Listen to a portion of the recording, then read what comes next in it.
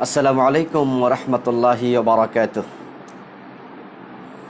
আলহামদুলিল্লাহি রাব্বিল আলামিন ওয়াসসালাতু ওয়াসসালামু আলা নাবিয়িনা মুহাম্মাদিন ওয়া আলিহি ওয়া আসহাবিহি আজমাইন। ফাআউযু বিল্লাহি মিনাশ শাইতানির রাজীম। বিসমিল্লাহির রাহমানির রহিম। ফাসআলু আহলায যিকর ইন কুনতুম লা তা'লামুন। আমানতু বিল্লাহ।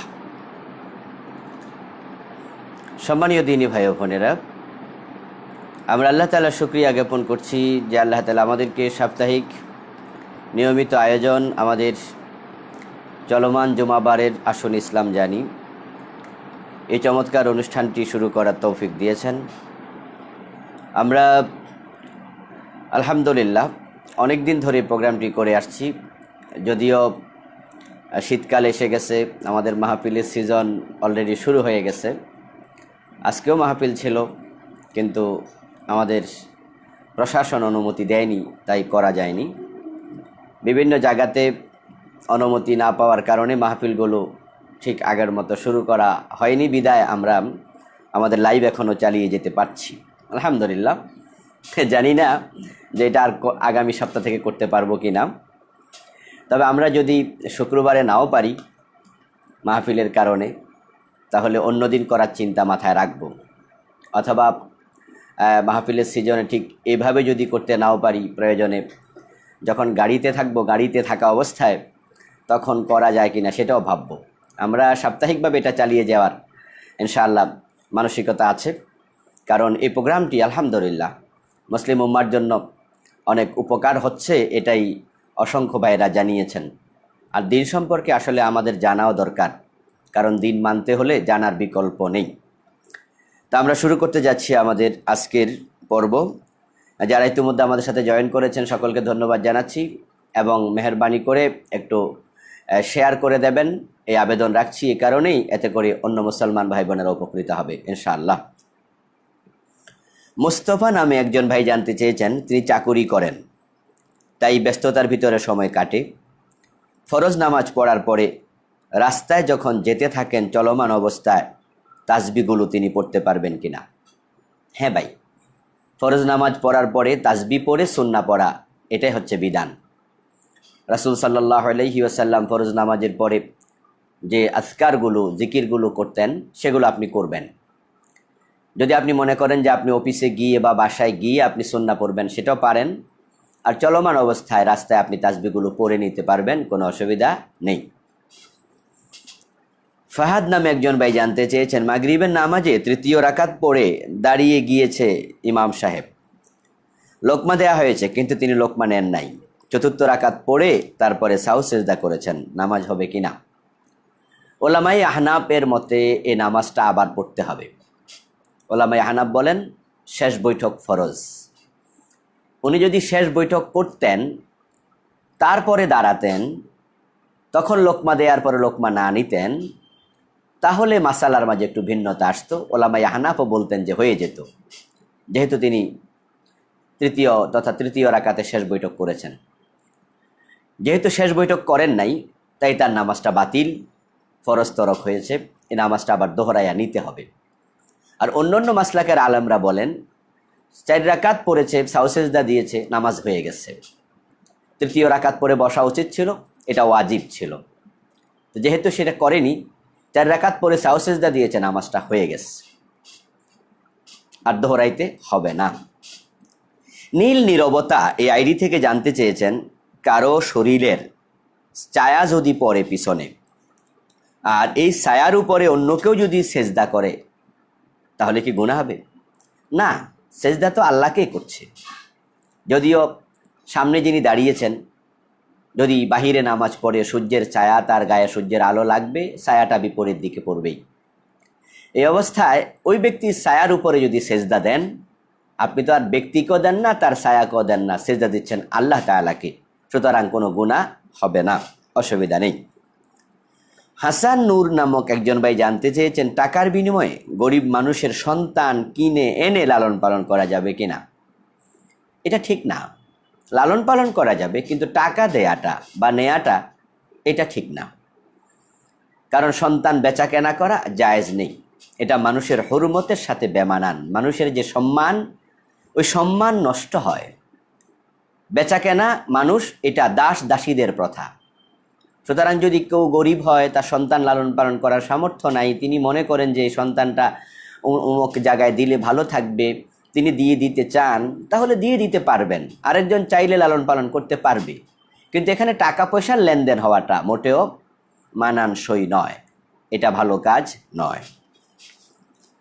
ফরহাদ নামে একজন ভাই জানতে চেয়েছেন, নামাজ এক সূরা দিয়ে শুরু করে ভুলে অন্য সূরায় যদি আমি চলে যাই, নামাজ হবে? হ্যাঁ, হবে, নামাজ হয়ে যাবে।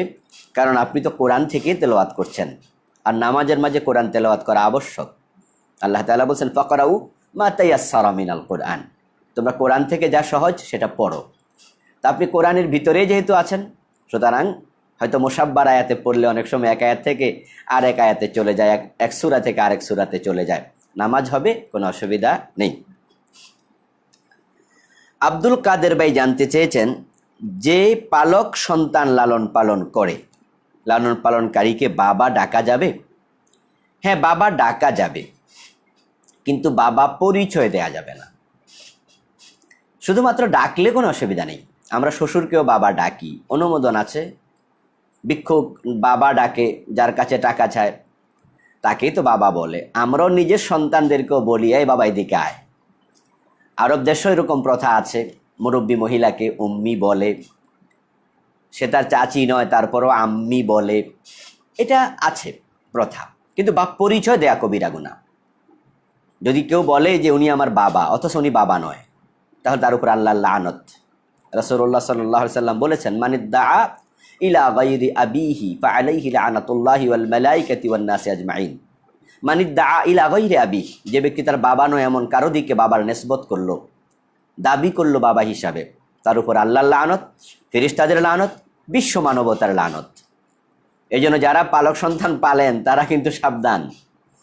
রাসূল সাল্লাল্লাহু আলাইহি সাল্লামের একজন পালক পুত্র ছিল যায়েদ বিন হারেসা। মানুষ বলতো যায়েদ বিন মুহাম্মদ, পরে আল্লাহ তাআলা নিষেধ করেছেন, বলছেন এমনটি বলো না, বরং তোমরা তার বাবার সাথে নিসবত দিয়ে বলো। তো রাসূল সাল্লাল্লাহু আলাইহি সাল্লাম তখন বলছেন, ওকে বলো যায়েদ বিন হারেসা বলো, যায়েদ বিন মুহাম্মদ বলা যাবে না। এই জন্য যারা পালক সন্তান পালেন, আপনার অনেক সওয়াব হবে। তাই বলে মায়ের দাবি করে বসবেন না, বাবার দাবি করে বসবেন না, এটা মিথ্যা। বাচ্চাটা বড় হলে তাকে ক্লিয়ার করে দেয়া দরকার। আসলে বিষয়টা সহজ না, একটু কঠিন, সামাজিকভাবেও কঠিন। আর এই বাচ্চাটা ছোটকাল থেকে বাবা মনে করে আসছে, এখন তাকে যদি জানানো হয় আমি তোমার বাবা নই, ও তোমার মা নয়, তাহলে তার মনটাও খারাপ হবে। কিন্তু আসলে বাস্তবতাতে আর অস্বীকার করা যায় না। সে আজ হোক আর কাল হোক, একটু বড় হলে কিন্তু আস্তে আস্তে করে সে শুনবে বা জানবে। তো যেহেতু এটা বাস্তব, সেহেতু বাস্তবতা একটু কঠিন হলেও মেনে নেয়াই তো কল্যাণ।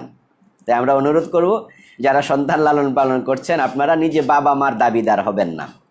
যখন তার জন্ম নিবন্ধ সার্টিফিকেট করবেন, তার প্রকৃত বাবার নামটাই লিখবেন, কারণ সেই তার বাবা, আপনি কিন্তু বাবা নন। মিথ্যা বলবেন না, এটা কিন্তু আত্মপ্রতারণা, এটা নিজের সাথে নিজের প্রতারণা হয়। এই জন্য আপনি, আপনার সন্তান নাই, এই জন্য আপনি আরেকজন সন্তান আনছেন। আসলে বাবা হতে সবাই চায়, পুরুষেরা, মহিলারা মা হতে চায়। বিষয়টা একটু কঠিন, তো আল্লাহ আপনাকে দেয়নি, তাই আল্লাহর সিদ্ধান্তে সন্তুষ্ট থাকুন, আর তার প্রকৃত বাবাকেই বাবা হিসাবে চিহ্নিত করুন।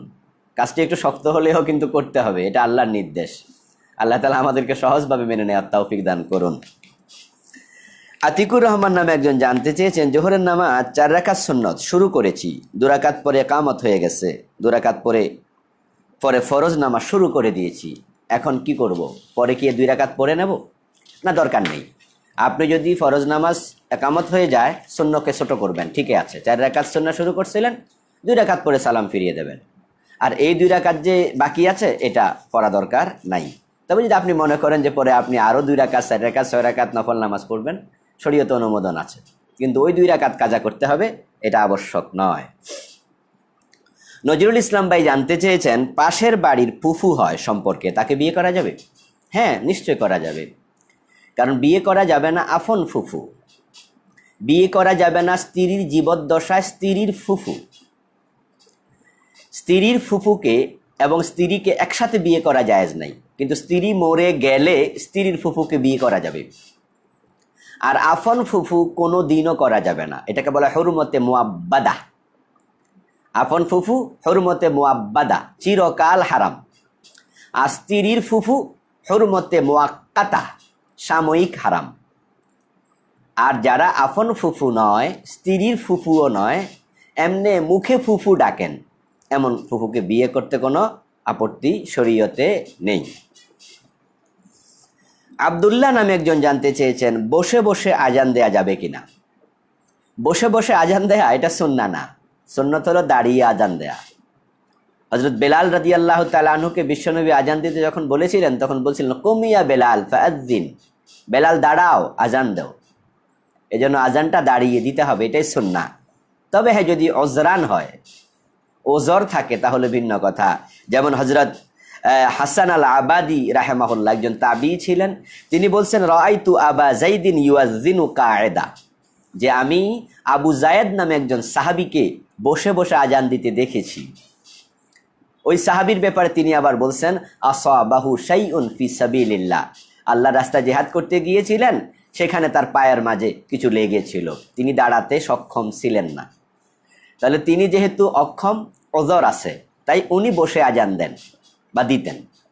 এরকম যদি কোনো মুয়াজ্জিন শারীরিকভাবে কখনো হঠাৎ করে অসুস্থ ফিল করে, যে দাঁড়াইতে পারছেন না, আজান দেওয়ার মতো কেউ নাই, তিনি আজানটা দিতে হবে, তাহলে তিনি বসে আজান দিতে পারবেন, যদি ওজর থাকে। কিন্তু স্বাভাবিক অবস্থায় বসে আজান দেয়া সুন্নাহ নয়, খেলাফে সুন্নাহ। রফিকুল ইসলাম ভাই জানতে চেয়েছেন, ইমাম সাহেব ভুলে নামাজ পড়িয়ে ফেলেছে, অথচ তার উপরে গোসল ফরজ ছিল, করণীয় কি? ইন্না লিল্লাহি ওয়া ইন্না ইলাইহি রাজিউন।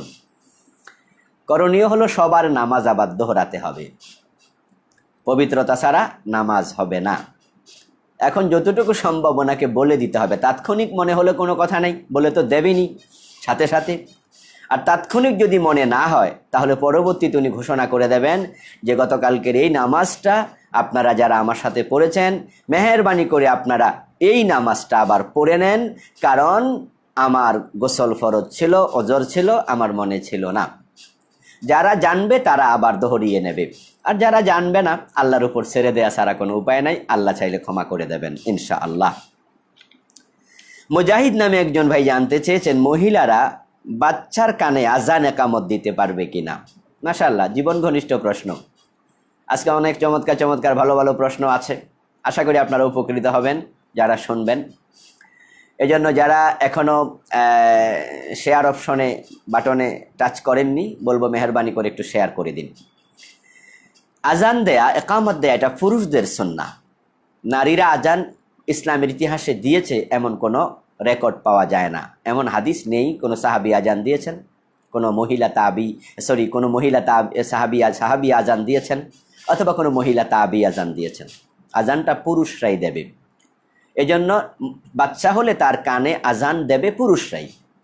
কিন্তু যদি এমন জায়গায় বাচ্চা হয়েছে যেখানে পুরুষ পাওয়া যায় না, পুরুষ নেই সঙ্গত যে কোনো কারণে, তাহলে বাধ্য হয়ে নারীরা তার কানে আজান দেবে ওজরান। এটা জায়েজ আছে, যে আল্লাহর ওয়াহদানিয়াতের মেসেজ, আল্লাহ তাআলার বড়ত্বের মেসেজ পৌঁছিয়ে দেবে। এজন্য তখন বাধ্য হলে মহিলা ও বাচ্চার কানে আজান দিতে পারবে। তরিকুল ইসলাম নামে এক আল্লাহর বান্দা জানতে চেয়েছেন, স্বামী যদি দূরে থাকে স্ত্রীর হক নষ্ট হবে? হ্যাঁ, নষ্ট হবে। যদি স্ত্রীর অনুমতি না নেয়, এটা কিন্তু হক নষ্টের শামিল। এই জন্য আপনারা যারা বাহিরে থাকেন, দূরে থাকেন স্ত্রী থেকে, তারা কিন্তু স্ত্রীর অনুমতি নেবেন এবং সে স্বাচ্ছন্দ্যে দিল কিনা সেটাও খোঁজ নেবেন। এটা না করার কারণে কিন্তু অনেকের স্ত্রী পরকীয়া লিপ্ত হয়ে যাচ্ছে। স্বামী আসে না, 2 বছর 4 বছর 6 বছর 10 বছর বিদেশ পড়ে আছে, 15 বছর, এমন ঘটনাও আছে। বিয়ে করে আসে নাই, অথবা বিয়ে করে গেছে লাগাতার নতুন বউ রেখে 5-7 বছর আসে নাই। এটা কিন্তু হক নষ্ট হয়, এটা কবিরা গুনাহ, অন্যের হক নষ্ট করা। এই জন্য স্ত্রীদের সাথে অনুমতি নেবেন, তাদের মন বুঝতে হবে। এ বিষয়ে আমরা আগেও কথা বলেছি, আজকেও বললাম। বিদেশের ভাইয়েরা একটু ডাল ভাত খেয়ে থাকতে পারলে আলহামদুলিল্লাহ, একবারে খুব আলিশান অবস্থা থাকা লাগবে, বাড়ি গাড়ি চলো হাই হেভি থাকতে হবে, অথচ বউটা পরকীয়া করছে। কারণ সে তো মানুষ, তার দোষ দেবেন কেন? তার দেহের চাহিদা আছে না। শয়তান কি নাই? শয়তান তো মরে যায় নাই। এজন্য আপনি বিদেশ চলে গেছেন, বউ শহরে থাকে, বাবা মার সাথেও থাকে না, বাজার করে দেয় পাশের প্লাটের ওই যে পরিচিত লোক, বাসার মালিক বাজার করে দেয়। আস্তে আস্তে ভাবি বলতে বলতে পরে কিন্তু তাদের সাথে সম্পর্কে জড়িয়ে যায়। আস্তে আস্তে এগোতে এগোতে পরে দেখা যায় যে একবারে জেনায় লিপ্ত হয়ে যায়। তাই সাবধান এ বিষয়ে, আশা করি সতর্ক থাকবেন। আলোর সন্ধান আইডি থেকে জানতে চেয়েছেন আহলে হাদিসরা সঠিক পথে আছে কিনা, এ বিষয়ে কিছু বলবেন। আলোর সন্ধান আইডি থেকে জানতে চেয়েছেন আহলে হাদিসরা সঠিক পথে আছে কিনা, এ বিষয়ে কিছু বলবেন। যারা আহলে হাদিস তারা হলো ওই সমস্ত ব্যক্তিবর্গ যারা হাদিসের বড় বড় পণ্ডিত। আহলু হাদিস হচ্ছেন ওই সমস্ত লোকেরা যারা হাদিসের চর্চায় নিজেকে নিয়োজিত করেছেন, যেমন ইমাম বুখারী, ইমাম মুসলিম, ইবনু মাজা, তিরমিজি, এই জাতীয় বড় বড় আলিম যারা, তারা আহলু হাদিস। তারা যেমন শাহ ওলিউল্লাহ আহলুল হাদিস, আনোয়ার শাহ কাশ্মীরি আহলুল হাদিস, এই জাতীয় যারা বড় বড় মুহাদ্দিস তারা আহলে হাদিস। আহলে হাদিস কোনো সম্প্রদায়ের নাম নয়। আহলে হাদিস হলো যারা হাদিসের পণ্ডিত, তাদের নাম, তারাই প্রকৃত হাদিস ও আলা।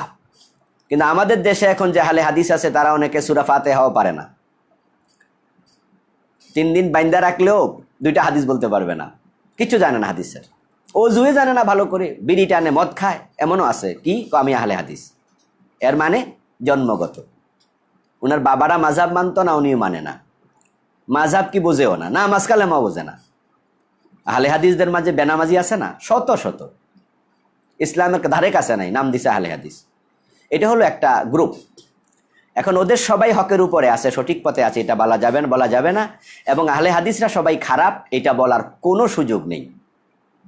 যারা আমাদের দেশে বর্তমানে আহলে হাদিস নামে একটি গ্রুপ আছে, যাদেরকে সালাফি বলে, লামাযহাবি বলে, আহলে হাদিস বলে, বর্তমানে বলে সহিহ আকীদা, মানে ওদের নামের অভাব নেই। কোনটা যে দিবে ওরা নিজেরাই বুঝে উঠতে পারছে না, এক এক সময় এক এক নাম।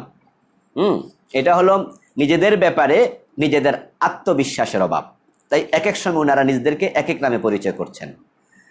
এখন এই ভাইদের মাঝে আবার ভালো মানুষ অনেক আছে, আমি নিজেও জানি, আলহামদুলিল্লাহ, অনেকে খুব ভালো মানুষ এবং সহিহ হাদিসের আলোকে জীবনযাপন করেন, শিরিক নাই, বেদাত নাই, এবং একামতে দিনের সাথে ওতপ্রোতভাবে জড়িত। রাষ্ট্রীয়ভাবে দিন দরকার, যেমনইভাবে ব্যক্তিগতভাবে দরকার, দুইটাকে সমানভাবে তারা দেখেন, এমন অনেক আহলে হাদিস আছে। এজন্য গড়ে সবাইকে খারাপ বলা যাবে না, আবার আহলে হাদিস মানেই সবাই ভালো মানুষ, এটাও বলা যাবে না। আশা করি বুঝতে পেরেছেন। জসিম নামে একজন ভাই জানতে চেয়েছেন ব্যবসা টিকিয়ে রাখার জন্য খারাপ মানুষের সাথে সম্পর্ক করা যাবে কিনা। হ্যাঁ যাবে, সম্পর্ক রাখা যাবে, কিন্তু খারাপ লোকের সাথে বন্ধুত্ব করা যাবে না। বন্ধুত্ব করা আর সম্পর্ক রাখা কিন্তু এক জিনিস না। এজন্য বন্ধুত্ব করবেন মুত্তাকিদের সাথে। হযরত আলী বলছেন ইদা কারানতা ফাকারান তাকিয়ান মুহাজ্জাবা, যখন তুমি কাউকে সঙ্গী বানাও, বন্ধু বানাও, মুত্তাকি মানুষকে বানাইও, ভদ্র মানুষকে বানাইও। আসলে as-সুহবাতু মুতাআসসিরা, কারণ আপনি যার সাথে সঙ্গী হবেন তার প্রভাব আপনার উপরে পড়বেই। এজন্য আমি গার্জিয়ানদেরকে বলবো, সন্তান কার সাথে বন্ধুত্ব করছে, গার্ডিয়ান হিসাবে আপনি এটা দেখবেন, খোঁজ রাখবেন। সঙ্গীর গুণ পশিয়াছে মম মাঝে গো, নইলে কাদায় সুবাস কিয়ে তো পাইতে। ফুলের সাথে কাদা থেকে কাদার মাঝে সুগন্ধ, কবি শেখ সাদী বলেছেন। এটা একটি আপনার ভাবনার জগতের কথা আর কি। সৎসঙ্গে স্বর্গবাস, অসৎসঙ্গে সর্বনাশ। এই জন্য খারাপের সাথে সম্পর্ক রাখা যাবে, কিন্তু বন্ধুত্ব করা যাবে না। এমডি রবিন ভাই জানতে চেয়েছেন তাওবা কবুলের শর্ত কি কি। মাশাআল্লাহ, খুব ভালো প্রশ্ন। আমরা তাওবা করতে চাই। তাওবা কবুলের 1 নাম্বার শর্ত হচ্ছে আপনি যে বিষয়ে তাওবা করছেন সে বিষয়ে আপনি মুখলিস হবেন। তাওবাটা যেন মুখে না হয়, অন্তর থেকে হয়, ইখলাসের সাথে হয়। পীর সাহেব হুজুর তাওবা করাচ্ছে আর আপনি মুখে মুখে তোতা পাখির মতো বলে যাচ্ছেন, এটার নাম তাওবা নয়। বাবা মরে যাচ্ছে, ইমাম সাহেবকে দৌড়াইয়া নেয়, হুজুর হুজুর দৌড় মারেন, কি হয়েছে, আমার বাবা মরে যায়, একটু তাওবা করান। আর উনি যাইয়া বলে আর ওই লোক মুখে মুখে বলে, এটার নাম কি তাওবা? না। আর তাওবা আর নাদামা, তাওবা হলো লজ্জিত হওয়া, শর্মিন্দা হওয়া। আপনি লজ্জিত হবেন যে এই কাজটা করছি ঠিক হয় নাই। তাওবা হলো আর রুজু, ফিরে আসা, ওই অন্যায় আর করবেন না, ছেড়ে দেবেন। তাহলে তাওবা কবুলের শর্ত হলো ইখলাস থাকবে, আন্তরিকতার সাথে তাওবা করা, দ্বিতীয় শর্ত গুনাহ ছেড়ে দেওয়ার সিদ্ধান্ত নেওয়া, তৃতীয় শর্ত লজ্জার অনুভূতি নিজের ভিতরে তৈরি হওয়া, 4 নাম্বার শর্ত এই গুনাহ আর করা যাবে না এই সিদ্ধান্ত নেওয়া, 5 নাম্বার যদি পরের হক সম্পৃক্ত থাকে ওই হক ফিরিয়ে দেয়া। এই বিষয়গুলো করে যদি আমরা তাওবা করি ইনশাআল্লাহ তাওবা কবুল হবে। রফিক খান ভাই জানতে চেয়েছেন কোন কোন ক্ষেত্রে সমালোচনা করা যাবে, এটা গীবতের অন্তর্ভুক্ত হবে না। মাশাআল্লাহ, চমৎকার কথা। হ্যাঁ, গীবত হারাম, এটা আমরা জানি। যিকরুকা আখাকা বিমা ইয়াকরাহু, গীবতের সংজ্ঞা রাসূল সাল্লাল্লাহু আলাইহি ওয়াসাল্লাম দিয়েছেন, তোমার ভাইকে তার অনুপস্থিতিতে এমনভাবে স্মরণ করলে যা শুনলে সে কষ্ট পাবে, অপছন্দ করবে। তাহলে এই জাতীয় গীবত আমরা করব না ইনশাআল্লাহ। কিছু কিছু গীবত জায়েজ আছে, যেমন আজ-জুলম। যদি কেউ কারোর উপর জুলুম করে তাহলে সে জুলুম করলে তো তার বিপক্ষে বলতেই হবে, গোপন রাখলে তো জুলুম আরও বেশি করবে। এজন্য যদি জালেমের বিপক্ষে অন্যের কাছে গিয়ে বলে সে আমার উপরে জুলুম করছে, এটা গীবত হবে না। তাগয়িরুল মুনকার, দ্বিতীয় শর্ত হলো অন্যায় প্রতিরোধ করার জন্য। কেউ অন্যায় করছে এলাকাতে, যে অন্যায় দিয়ে জাতি ক্ষতিগ্রস্ত হচ্ছে, এলাকাবাসী ক্ষতিগ্রস্ত হচ্ছে, তার অন্যায়টাকে মূলোৎপাটিত করতে হবে। গোপনে বললে এটা হবে না, তাই আপনি লোকদেরকে জানাবেন, আসেন আমরা প্রতিবাদ করি, প্রতিরোধ করি, তার ব্যাপারে বলি। এই যে আপনি জানাচ্ছেন ওর অনুপস্থিতিতে, এটা গীবত না, এটা জায়েজ। তাহযীরুল মুসলিমিন, আরেকটা কারণে গীবত করা জায়েজ তথা পিছনে কথা বলা যাবে, এটা গীবত নয়। আমরা বুঝার জন্য বলছি গীবত জায়েজ, কিন্তু এটা গীবত নয়। সেটা হচ্ছে মুসলমানদেরকে সতর্ক করা। অর্থাৎ অমুক অন্যায় করছে, ওই অন্যায়কারীর সাথে আপনি বন্ধুত্ব রাখছেন, অথবা সে আপনার ক্ষতি করতে চায়, আপনি জানেন না, তার সাথে চলছেন, তাহলে তার এই কথাগুলো বলে দেয়া যে অমুকের সাথে চলবেন না, অমুক আপনার ক্ষতি করছে বা আপনার ক্ষতি করতে পারে, তার স্বভাব ভালো না, অমুক কিন্তু চুরি করে, তার হাত টানার অভ্যাস আছে, বাম হাত চালায়, এই যে বলে দিলেন তার পিছনে, গীবত হবে না। এটা অন্য মুসলিমকে সতর্ক করলেন, ক্ষতি থেকে বাঁচালেন। আল মুশাওয়ারাতু লিন নিকাহ আও গায়রিহি, যদি আপনার কাছে কেউ কোনো বিষয়ে পরামর্শ চায়, বিবাহ অথবা অন্য কোনো ব্যাপারে, বলল যে অমুক লোকটা কেমন, তা আপনি তখন বলবেন যে কেন? তো সে এমন বিষয়ে কথা বলল যেটাতে আপনার উত্তম পরামর্শ দেওয়া উচিত, কারণ যে ব্যক্তি পরামর্শ চায় সে আমানতদারিতার সাথে চেয়েছে। তাই আল মুস্তাশারু আমিন, আপনি এখন আমানতদার, খেয়ানত করা যাবে না। মেয়েটা চরিত্র ভালো না, ছেলেটার চরিত্র ভালো না, আপনি জানেন, আপনার এলাকায় কেউ বিয়ে করাইতে আসছে, তাহলে জিজ্ঞাসা করলো মেয়েটা কেমন, ছেলেটা কেমন, আপনি যদি বলে দেন যে এটা এই অবস্থা, যেটা সত্য এটা বলে দিলেন, এটা গীবত হবে না। আশা করি বুঝতে পেরেছেন। জান্নাতুল ফিরদাউস নামে একজন বোন জানতে চেয়েছেন যে মোবাইলে কোরআনের অ্যাপ থাকে, ওই মোবাইলে পা লাগলে গুনাহ হবে? না, যদি অ্যাপটা ক্লোজ থাকে ওই অবস্থায় পা লাগে, গুনাহ হবে না। কিন্তু মোবাইলের মাঝে স্ক্রিনে কোরআন দেখা যাচ্ছে, অ্যাপটা ওপেন, এই ওপেন অবস্থায় আপনি পা লাগাবেন না, কারণ তখন কোরআন দেখা যাচ্ছে, এটা যেন না হয়, সতর্ক থাকা লাগবে। কিন্তু ক্লোজ থাকলে অসুবিধা নেই। হাসিব ভাই জানতে চেয়েছেন শিয়া মতবাদ ও ইরানের ইসলামী বিপ্লব সম্পর্কে জানালে উপকৃত হব। শিয়া মতবাদ নিয়ে আমরা এর আগে আলোচনা করেছি যে শিয়াই মতবাদ এটা ফেরকায়ে দাল্লাহ, পথভ্রষ্ট সম্প্রদায় শিয়ারা। তাদের মাঝে অনেকগুলো গ্রুপ আছে, কোনো কোনো গ্রুপ মুশরিক, সরাসরি মুশরিক, কোনো কোনো গ্রুপ আছে কাফের, যেমন বিশ্ব নবীকে নবী মানে না। তাদের মাঝে কিছু গ্রুপ আছে যারা বলে ওহী নিয়ে জিবরিল আমিন এসেছিলেন আলীর কাছে, জিবরিল ভুলে মুহাম্মদের কাছে চলে গেছে, নাউযুবিল্লাহি মিন যালিক। এবং তাদের আজান শুনলে অবাক হবেন, তারা কিন্তু আজানের মাঝে হযরত আলীর কথাও বলে। আবু বকর ওমর রাদিয়াল্লাহু তাআলা আনহুমাকে গালিগালাজ করে এমন শিয়াও আছে। এজন্য শিয়াদের আকীদার মাঝে যথেষ্ট প্রবলেম, এবং তারা মাজার পূজারী, কবর পূজারী। আমার নিজের চোখের দেখা, যখন মসজিদে নববীতে নামাজ পড়ে আসরের পরে আমরা আপনার বাকি আল গারকাদ, যেটাকে বাংলাদেশে জান্নাতুল বাকি বলে, যদিও এটা হাদিসের শব্দ নয়, হাদিসের শব্দ হলো আল বাকি আল গারকাদ, ওই গারকাদ বাকি কবরস্থান, সেখানে যায়, তখন আরবের বড় বড় আলেমরা কবরের পাশে দাঁড়ায় থাকে, না হয় শিয়ারা হজরত ফাতেমার কবর কোনটা, হাসান হোসাইনের কবর খোঁজে, ফাতেমার কবর খোঁজে, সাহাবিদের কবর খোঁজে, খুঁজে খুঁজে কবরের মাটি নিয়ে পকেটে ঢুকাইতে থাকে। মানে কবরের মাটি নিয়ে যাবে ইরানে, ওদের এমন কবরের প্রতি আসক্তি। এই জন্য হুজুররা দাঁড়ায় থাকে লাঠি নিয়ে, যেন কেউ কবরের মাটিতে হাত দিতে না পারে। এবং আপনারা যারা গিয়েছেন দেখেছেন অনেক কবরের চারপাশে বেড়া দিয়ে রেখেছে, কারণ তারা ধারণা করছে যে এই কবরে হজরত ফাতেমা আছে। এবং আমি দেখেছি শিয়াদের অনেকে এরকম কাগজ নিয়ে আসে, কাগজের মাঝে ডিজাইন করা আপনার, যেমন আমরা মানচিত্রের মাঝে বাংলাদেশ কোথায় আছে খুঁজি, ওরা এরকম মানচিত্র বানায় আনছে, ওই মানচিত্র দেখে দেখে ফাতেমা রাদিয়াল্লাহু তাআলার কবর খোঁজে, খুঁজা ওখান থেকে মাটি নিতে হবে। এই জন্য বিভ্রান্তি ওদের মাঝে আছে। তবে ইরানের বিপ্লব এটা ভালো দিক। ওরা যে ইসলামী বিপ্লবটা করেছিল, ইসলামের ঘাটতি তাদের মাঝে আছে, কিন্তু বিপ্লবটা ছিল চমৎকার। সেখানে আপনারা জানেন যে কোরআনের অনেকগুলো বিধান কার্যকর আছে। ইরানে বেপর্দা বেহায়াপনা তুলনামূলকভাবে কম, পৃথিবীর অন্য যে কোনো দেশের তুলনায় ইরানে বেপর্দা খুব কম। সেখানকার মেয়েরা পর্দা করে চলে, ইত্যাদি ইত্যাদি অনেক কিছু ভালো গুণ আছে। আমরা যার যতটুকু আছে ততটুকু স্বীকৃতি দিতে চাই। এটা এতেদাল, এটা ইনসাফ।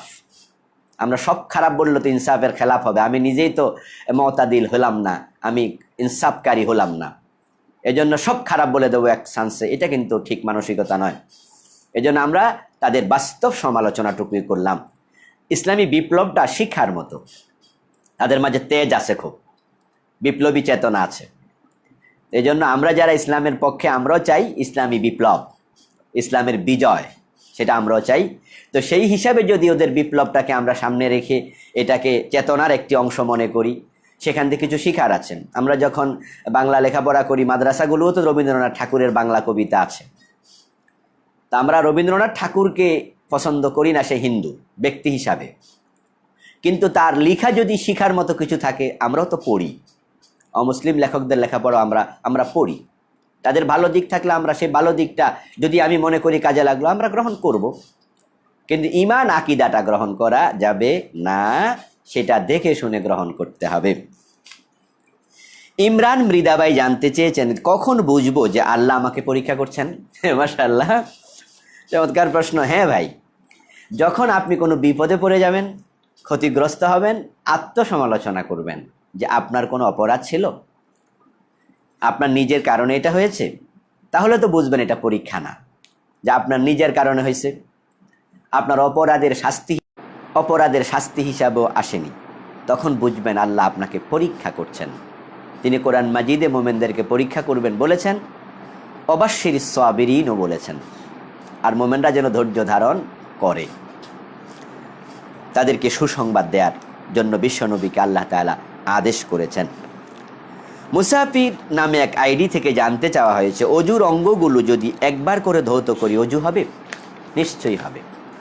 একবার করে ধৌত করা ফরজ, 3 বার ধৌত করা সুন্নাহ, 3-এর অধিক ধৌত করা ইসরাফ, তাবযীর, পানির অপচয়, এটা খেলাফে সুন্নাহ।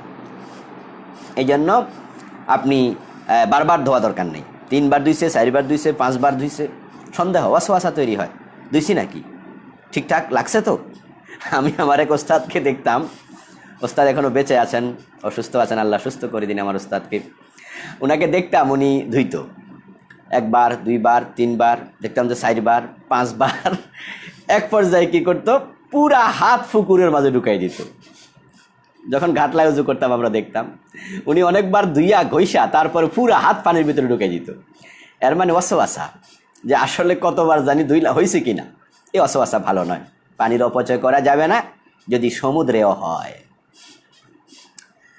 হাফেজ আহমদ ভাই জানতে চেয়েছেন, ব্যবহৃত স্বর্ণের জাকাত দিতে হবে? এ নিয়ে আলেমদের মাঝে ইখতিলাফ আছে। একদল আলেম বলছেন ব্যবহৃত স্বর্ণের জাকাত দিতে হবে না, আরেক দল আলেম বলছেন ব্যবহৃত স্বর্ণ যদি 7.5 ভরি অথবা তার বেশি হয় তাহলে ব্যবহৃত স্বর্ণেরও জাকাত দিতে হবে। তো আমি আপনাদেরকে বলতে চাই যে হ্যাঁ, ব্যবহৃত স্বর্ণ 7.5 ভরির বেশি হলে আপনি জাকাত দিন। আলহামদুলিল্লাহ, আমাদের ঘরের জাকাত আমরা দেই, ব্যবহৃত স্বর্ণের জাকাত আমরা দেই। 7.5 ভরির বেশি হয়ে যাওয়া কি প্রমাণ করে? যে আপনি শৌখিন মানুষ, অভাবী নয়। তা আপনি শৌখিন, অথচ আপনার বাসার পাশে একজন অভাবী না খাইয়া আছে, 7.5 ভরি 8 ভরি স্বর্ণের মূল্য, বাজার মূল্য হয়ে যায় প্রায় 4 লাখ টাকা, 3.5 লাখ, 4.5 লাখ। এতগুলো টাকা আপনি শখে ব্যবহার করছেন স্বর্ণ, আর পাশে কত লোক না খাইয়া আছে, গরিব আছে। আর আল্লাহ তাআলা বিশেষ করে স্বর্ণের কথা কিন্তু কোরআনে বলছেন, আল্লাযীনা ইয়াকনিজুনা আয-যাহাবা ওয়াল ফিদ্দাহ ওয়া লা ইউনফিকুনাহা ফি সাবিলিল্লাহ ফাবাশশিরহুম বিআযাবিন আলীম। স্বর্ণ এবং রৌপ্যের কথা আল্লাহ আলাদাভাবে বলেছেন। জাকাত আমরা ব্যবসায় সম্পদের জাকাত দেই, ব্যাংকের ব্যালেন্স আছে ওটার জাকাত দেই, কিন্তু স্বর্ণ রৌপ্যের কথা তো আল্লাহ স্পষ্ট করে বললেন, ওটা কেন দেবেন না? এজন্য আমিও বলবো যে জাকাতটা দেন, জাকাত দিলে কেউ ঠকে না। এজন্য আমরা ব্যবহৃত সম্পদেরও জাকাত দিতে চাই। আমাদের মাঝে ইখতিলাফ আছে, যে ইখতিলাফের ক্ষেত্রে আপনি না দেয়া ওটা সাপোর্ট না করে দেয়াটাকে সাপোর্ট করেন, এতে করে লাভবান হবে 2 গ্রুপ। যারা দেবে তারা দিয়ে সওয়াব পাবে, জাকাত দিলে কেউ ঠকে না, আর যারা নেবে তারা টাকা নিয়ে উপকৃত হবে। এজন্য আমরা লাভের দিকে যেতে চাই। আব্দুল আলিম ভাই জানতে চেয়েছেন, নামাজের মাঝে হাত বাঁধার কোন নিয়মটা সহি? কোথায় হাত বাঁধবেন এ নিয়ে আমাদের অনেক বিতর্ক। হাদিসে একাধিক পাওয়া যায়, নাভির নিচে, নাভির উপরে, বুকের উপরে, এরপরে একবারে গলার কাছাকাছি, ওইটাও একটি বক্তব্য পাওয়া যায়। ইনশাআল্লাহ আমার নামাজ নিয়ে লেখা বইটি আপনারা আশা করি এই মাসে পেয়ে যাবেন, ইনশাআল্লাহ শেষ দিকে অথবা আগামী মাসে, নিশ্চয়ই যদি আল্লাহ বাঁচিয়ে রাখেন। বই শেষ, 3য় প্রুফও দেখে ফেলেছি, জমা দিয়ে ফেলেছি অলরেডি। লাস্ট আর একটু নজর দেব, তারপরে ইনশাআল্লাহ ছাপানো হবে। ওখানে আপনারা এই সমাধানগুলো সব পেয়ে যাবেন। হাদিসের আলোকে আমি চেষ্টা করেছি, নামাজের যত অনুষঙ্গ আছে আলহামদুলিল্লাহ আল্লাহ তাআলা হয়তো সফল করেছেন, বের হয়ে গেলেই পূর্ণ সফলতা আমরা পাবো, আল্লাহ যদি কবুল করেন এটাকে, তা আপনারা পাবেন এগুলো। কিন্তু কোনটা সহি এই বিষয়ে আব্দুল্লাহ জাহাঙ্গীর স্যারের একটা আলাদা লেখা আছে, কোথায় নামাজে হাত বাঁধবেন এ প্রসঙ্গে একটি ছোট বই আছে। সেখানে উনি লিখেছেন যে সহি হলো বাম হাতের উপরে ডান হাত, এই হাদিসটাই। আর কোথায় রাখবেন এর প্রত্যেকটা হাদিস নিয়ে কিলোকাল আছে। কেউ সহি বলছেন, কেউ হাসান বলছেন, কেউ জয়ীফ বলছেন। এই জন্য আমরা বলবো যে ডান হাত রাখবেন বাম হাতের উপরে। এখন হাতের উপরে হাত, কবজির উপরে কবজি, এই হাদিস আছে, কিন্তু হাতের উপরে হাত হলো সহি হাদিস। কবজির উপরে কবজি এটা সহি নয়, এটা নিয়ে কিলোকাল আছে। মুহাদ্দিসদের কেউ কেউ জয়ীফ বলছেন, কিন্তু বাম হাতের উপরে ডান হাত রাখতে হবে এটা নিয়ে কারো কোনো কথা নেই। সহি মুসলিমের রওয়ায়াত, সহি হাদিস। তা আপনি ডান হাত রাখেন বাম হাতের উপরে, এবার যেখানে থাকুক, এবার সেটা যদি পেটের উপরে হয়, নাভির উপরে হয়, ঠিক আছে, যেখানে হয়, আপনি যেখানে ইজি আপনি অনুভব করবেন, কমফোর্ট ফিল করবেন, সেখানে রাখবেন। কাউসার খান ভাই জানতে চেয়েছেন, মুসলিম শাসক ব্যতীত জিহাদ করা যাবে? মুসলিম শাসক ব্যতীত জিহাদ করা যাবে যদি উলিল আমর থাকে। মুসলিম শাসক নাই, কিন্তু মুসলমানরা মাজলুম, তাহলে কি মাইর খেয়ে যাবে, প্রতিরোধ করবে না? যেমন ধরেন ভারতের কোনো অঞ্চলে যেখানে কোটি কোটি মুসলমান থাকে, সেখানে যদি ভারত সরকার বলে মসজিদ ভেঙে দেব, নামাজ পড়তে পারবা না, নামাজে যাইয়া দাঁড়াইলে পিটায়, তো ভারতে কি মুসলিম শাসক আছে নাকি? নাই তো। এখন ওরা কি করবে? শুধু মাইর খেয়ে যাবে, প্রতিরোধ করবে না। প্রতিরোধ করার নামে তো জিহাদ। তখন তাদের নিশ্চয় লিডার আছে, একজন উলিল আমর হবে, মুসলমানদের মাঝে লিডার হবে, উলির আমর নেতৃত্ব দেবে। তবে নেতৃত্ব ব্যতীত বিশৃঙ্খলভাবে জেহাদ হবে না। জেহাদ কিন্তু একটি সুশৃঙ্খল কাজ, প্রতিরোধ হবে শৃঙ্খলার সাথে। এই জন্য সব জায়গায় শাসকের শর্ত দেয়া যাবে না। তবে হ্যাঁ, শাসক যদি থাকে, মুসলিম শাসক, তার নেতৃত্বে জেহাদ হবে, এটা তো ভালো কথা। আশা করি বুঝতে পেরেছেন।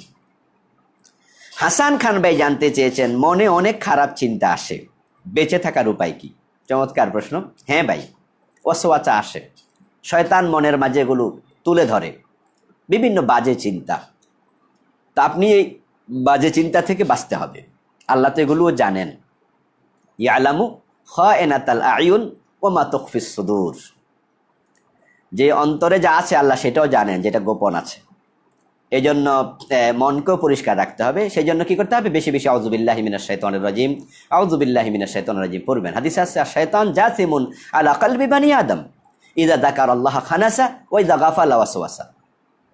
শয়তান বনি আদমের কলবের চারদিকে ঘাপটি মেরে বসে থাকে। ইন্না শাইতান ইয়াজরি মাজরাদ দাম অন্য হাদিসে পাওয়া যায় শয়তান মানুষের লোহিত কণিকায় চলতে থাকে, রক্ত যেমন চলে শয়তানও তেমন চলে, লোহিত কণিকায় মিশে যায় সে। অনেক পাওয়ার আল্লাহ তাকে দিয়েছেন আমাদের পরীক্ষার জন্য। এই জন্য আপনি যখন ওয়াসওয়াসা ফিল করবেন, মনের মাঝে খারাপ চিন্তা আসবে, তখন শয়তান থেকে আশ্রয় চাইবেন এবং আল্লাহর কাছে বারবার বলবেন যে আল্লাহ আমার মনকে কন্ট্রোল করার তৌফিক দাও। আহমেদ হোসেন ভাই জানতে চেয়েছেন, কবরস্থানে না গিয়ে ঘরে বসে বসে কবরস্থানের দোয়া পড়া যাবে? কবরস্থানের জন্য ভিন্ন কোনো দোয়া নেই। কবর জিয়ারতের নিয়ম আমরা বলেছি সালাম দেয়া, তারপরে আপনি দোয়া করবেন নাসআলুল্লাহ লানা ওয়া লাকুমুল আফিয়া, তোমাদের জন্য ক্ষমা চাই, আমাদের জন্য ক্ষমা চাই। তা আপনি কবরস্থানের দোয়া বলতে আলাদা কোনো দোয়া নেই। আপনি ঘরে যে দোয়া করেন কবরস্থানে গিয়ে সে দোয়া করবেন, রব্বির হামহুমা কামা রব্বায়ানি সগীরা, আপনি ঘরে বসে করতে পারবেন। এই জন্য আপনি কবরস্থানে গেলে স্পেশালি সালামটা দেবেন।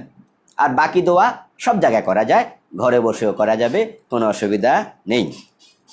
হাবিব নামে একজন ভাই জানতে চেয়েছেন, ব্রিক ফিল্ডের মালিককে অগ্রিম টাকা দিয়ে ইট বানানোর জন্য, পরবর্তীতে ইট বানানো হলে কম দামে ইট আনবো ঘর বানানোর জন্য, জায়েজ হবে? হ্যাঁ, জায়েজ হবে। হাদিসে আসছে ইযা ইখতালাফান নাওয়ান ফাবিউ কাইফা শি'তুম, জিনিস যখন ভিন্ন হবে তখন তোমরা তোমাদের নিজস্ব চিন্তার আলোকে বেচাকেনা করো যেভাবে মনে চায়, জিনিস এক হওয়া যাবে না।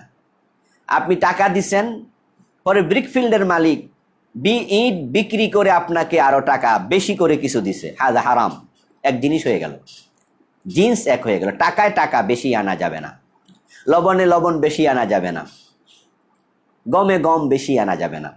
খেজুর দিয়েছেন কাউকে, সে বেশি খেজুর দিছে, বেশি আনা যাবে না। ওয়াল ফাদলু রিবা, বেশিটা হলো সুদ।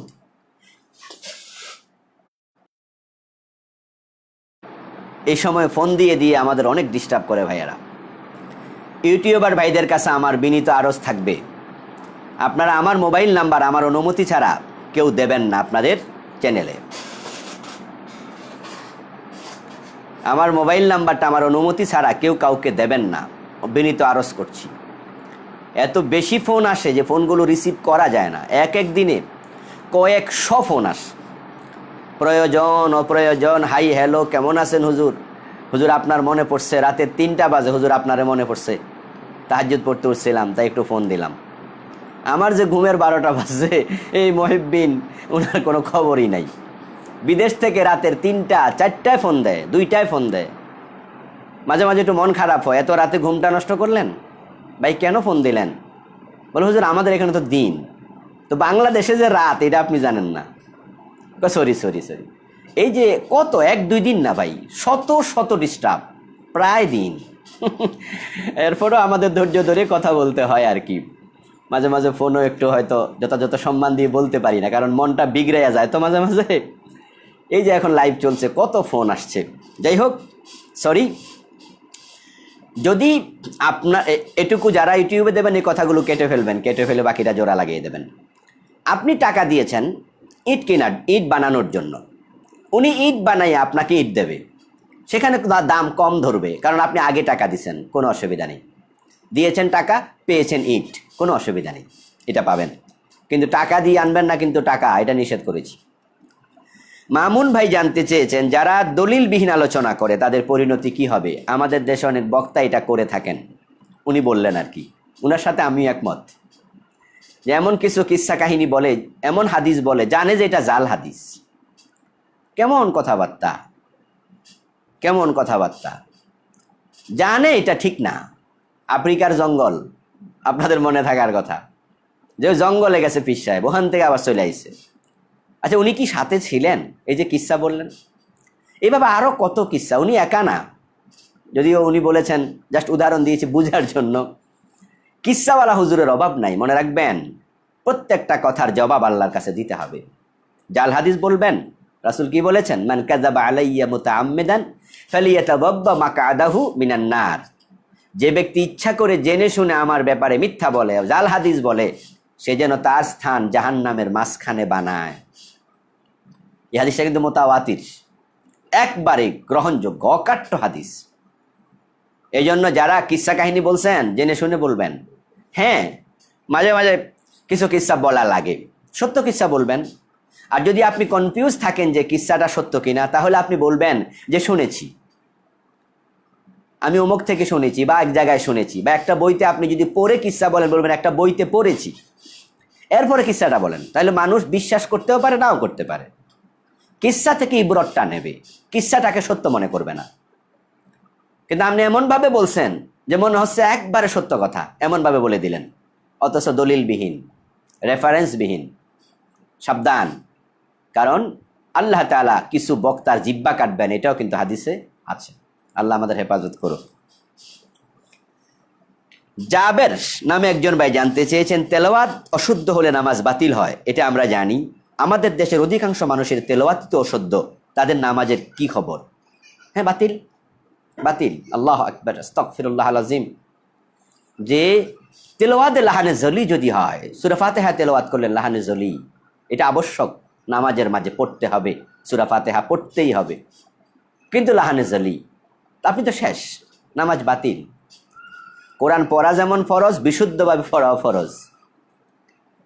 এক লোক নামাজ পড়ছে, অজু করে নাই, নামাজ হবে? বলে না, কারণ নামাজ পড়া ফরজ, অজু করাও ফরজ। তো কোরআন পড়া ফরজ, শিখতে হবে, পড়তে হবে, আবার বিশুদ্ধ তেলাওয়াত ফরজ। লাখ লাখ মুসল্লির তেলাওয়াত ঠিক নাই। আস্তাগফিরুল্লাহ। এই দেশে এটা বেশি, বাংলাদেশে এটা খুব বেশি। কোরআনের প্রতি মানুষ অনেক বেশি গাফেল। এই জন্য এটা সাবধান, সতর্ক হবেন।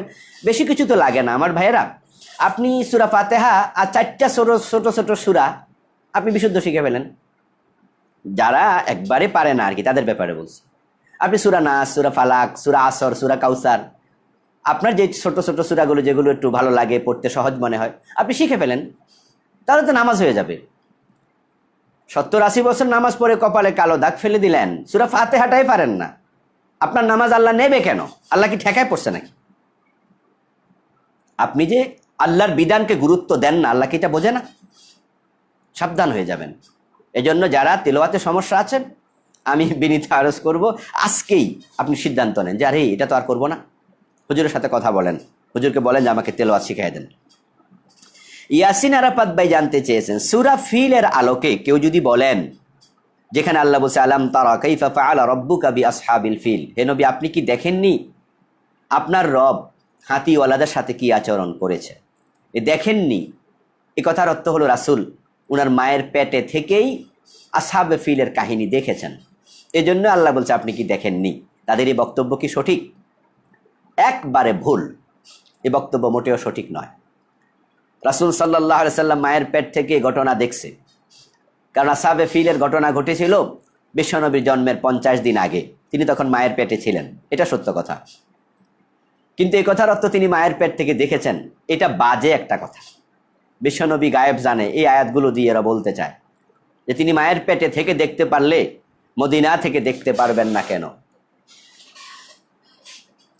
তারা বলতে চায় তিনি মায়ের পেট থেকে যদি দেখতে পারেন, কেমনে হস্তির ঘটনা ঘটেছে, তিনি মদিনা থেকে কেন দেখতে পারবেন না? এটা তাদের বাজে চিন্তা। এখানে আলাম তারা মানে আলাম তা আলাম, হে নবী আপনি কি জানেন না? আমি আল্লাহ যেহেতু জানাইছি তা আপনি জানেন। তার দলিল কোরআনের আরেকটি আয়াত, যেখানে আল্লাহ সূরা আম্বিয়ার 30 নম্বর আয়াতে বলছেন, আওয়ালাম ইয়ারাল্লাযীনা কাফারু আন্নাস সামাওয়াতি ওয়াল আরদা কানাতা রাতকা ফাফাতাকনাহুমা, কাফেররা কি দেখে নাই আকাশ এবং জমিন একত্রে ছিল, আমি আল্লাহ সেটাকে পৃথক করেছি। তাহলে কাফেররাও গায়েব জানে, আকাশ এবং জমিন আল্লাহ বলে বানানোর আগে একসাথে ছিল, যেটাকে বিজ্ঞানীরা বিগ ব্যাং থিওরি বলে। মহা একটি কর্ষের মাধ্যমে, মহা একটি নাদের মাধ্যমে, মহা ধ্বনির মাধ্যমে, একটি বিকট আওয়াজের মাধ্যমে পৃথিবী সৃষ্টি হয়েছে। এটা বিজ্ঞানীদের ধারণা, বিগ ব্যাং থিওরি, আপনারাও জেনে থাকবেন এটা। তা আল্লাহ বলছে আকাশ জমিন একসাথে ছিল, ফাফাতাকনাহুমা, আমি আলাদা করেছি। কাফেররা কি দেখে না? দেখে নাই? লাম ইয়ারা, তারা কি দেখে নাই? এটা মাজি সিগা, লাম আসলে মোজারে মাজি হয়ে যায়, আপনারা জানেন। তাহলে কাফেররা কোথায় ছিল? রুহের জগতে। তাহলে রুহের জগৎ থেকে ওরা দেখছে, তাহলে ওরা তো গায়েব জানে। কোরআন শরীফের আয়াতকে মিস কোট করছেন আপনারা, মিস কোট করছেন। মুফাসসিররা, আমি দেখা মতো একজন মুফাসসিরও বলেনি রাসূল গায়েব জানে। আলহামদুলিল্লাহ, ডজন খানেকের বেশি তাফসির আল্লাহ পড়ার সুযোগ দিয়েছে, যদিও সবগুলো একবারে A to Z পড়েছি তা নয়। কিছু তাফসির পড়েছি পুরাটাই, আলহামদুলিল্লাহ, একবারে বিসমিল্লাহর বা থেকে নাসের সিন পর্যন্ত পুরাটা পড়েছি, এমন 2-3টা তাফসির হয়তো হবে। কিন্তু এছাড়া তো আরো অনেকগুলো তাফসির পড়েছি, হয়তো 30%, 50%, 80%। কিন্তু এই আয়াতের তাফসিরে আমার জানা মতো অথবা ভিন্ন আয়াতের তাফসিরে রাসূল গায়েব জানেন এমন কথা একজন মুফাসসির বলেছেন আমি দেখিনি। কিভাবে বলবেন? সরাসরি কোরআনের বক্তব্য, আকাশ জমিন আল্লাহ ছাড়া কেউ গায়েব জানে না। কুল লা ইয়ালামু মান ফিস সামাওয়াতি ওয়াল আরদিল গায়বা ইল্লাল্লাহ। বলুন আকাশ জমিন আল্লাহ ছাড়া কেউ গায়েব জানে না। এই আয়াতের বিরুদ্ধে মুফাসসিররা কিভাবে কথা বলবেন? বুক কাঁপবে না? এই জন্য ওরা বলতেছে মায়ের পেট থেকে দেখছেন, এগুলো একবার বাজে কথা। এখানে অর্থ হলো আলাম আলাম ইয়া আলাম আল্লাযীনা কাফারু, কাফের যারা তারা কি জানে না আকাশ জমিন একসাথে ছিল, আমি আলাদা করছি, তা আমি আল্লাহ জানাইছি, তারাও জানছে। তাহলে সব জায়গায় রুইয়াত দেখা অর্থে নয়, জানা অর্থেও কোরআনে আছে। আল মামুন ভাই জানতে চেয়েছেন, কারো বিয়েতে কাবিন এবং মহরানা কোনোটাই হয়নি, কাবিন রেজিস্ট্রি হয়নি, মহরানা নির্ধারিত হয়নি, এখন কি হবে? মহরানা নির্ধারিত যদি নাও হয়, কাবিন নাও হয়, বিয়ে হয়ে যাবে। বিয়ের কাবিন তো এখন নতুন একটি সিস্টেম, আইনগত একটি বিষয়, কিন্তু আগে তো বিয়ে হতো ইজাব কবুল, সাক্ষী মুখে বলছে একজন প্রস্তাব আমি বিয়ে করতে চাই অথবা বিয়ে করাতে চাই, আর মেয়েটা বলছে কবুল, দুইজন সাক্ষী ছিল, হয়ে গেছে। লিখালিখি ছিল না, আজ থেকে 200-300 বছর আগে হয়তো ছিল না, এখন ছিল, আছে। বিয়ে হয় নাই, হয়েছে। আর যদি সেখানে মহরানা নির্ধারিত না থাকে তাহলে মোহরে মেসাল সাব্যস্ত হবে। মোহরে মেসাল কি? মোহরে মেসাল হলো ওই মেয়ের আপন বোন যদি থাকে বিবাহিতা, তার মোহর যাহা, এই মেয়ের মোহরও হবে তাহা। নির্ধারণ করা হয়নি, তাই সেটাই সাব্যস্ত হবে। মেয়ের বোন নেই, ফুফু আছে, ফুফু বিবাহিতা, ফুফুরটা হবে। তার মায়ের, তার খালার, তার খুব নিকটাত্মীয় যারা আছে তাদেরটা দিয়ে সাব্যস্ত হবে। এটাকে মোহরে মেসাল বলে, ওই পরিমাণ মোহর দিতে হবে। সাইফুল ইসলাম ভাই জানতে চেয়েছেন, ল্যাপ তোষকে যদি নাপাকি লাগে, এটা তো মোটা, ধোয়া যায় না, পরিষ্কার করব কিভাবে? শুকাই ফেলবেন। শুকাই ফেলার পরে যদি নাপাকিটা ফিটাইয়া সরাইয়া দেওয়া যায়, খামসিয়ে বের করে ফেলা যায়, পসরা পায়খানা লাগছে, শুকানোর পরে ফেলে দেন, ওই জায়গাটা একটু পানি দিয়ে ধোয়েন, ধুইয়া এটা রোদে দেন, পরিষ্কার হয়ে গেল। আর যদি পসরাব লাগে তাহলে আপনি এটা রোদে দেন, রোদে দিলে শুকায় যাবে। শুকায় যাওয়ার পরে এর উপরে যদি আপনি আবার ঘুমাতে চান ঘুমাবেন, এখানে বসে খাইতে চান খাবেন, এর উপরে যায় নামাজ বিছিয়ে নামাজ পড়তে চান, শুকিয়ে যাওয়ার কারণে তার কোনো আর্দ্রতা আর লাগবে না, ওই যায় নামাজটা পবিত্র হওয়া লাগবে, তাহলে সেখানে নামাজও পড়তে পারবেন। তবে এমন জায়গায় নামাজ না পড়ে একবারেই পরিচ্ছন্ন জায়গা পড়ার ব্যাপারে আমরা সাজেস্ট করতে চাই। কাপড়ের এক অংশে নাপাকি লাগলে অন্য অংশ কি নাপাক হবে? সাইফুল ভাই এটাও জানতে চেয়েছেন। না, কাপড়ের এক অংশে নাপাকি লাগলে অন্য অংশ নাপাক হবে না, ঠিক যে অংশে নাপাকি লেগেছে ওই অংশ ধুয়ে দিলে হবে। ক্ষণিকের মুসাফির আইডি থেকে জানতে চাওয়া হয়েছে, জুমার দিন মারা গেলে কোনো ফজিলত আছে? হ্যাঁ, একটি হাদিস পাওয়া যায়, তিরমিজি সহ একাধিক হাদিসের কিতাবে এসেছে।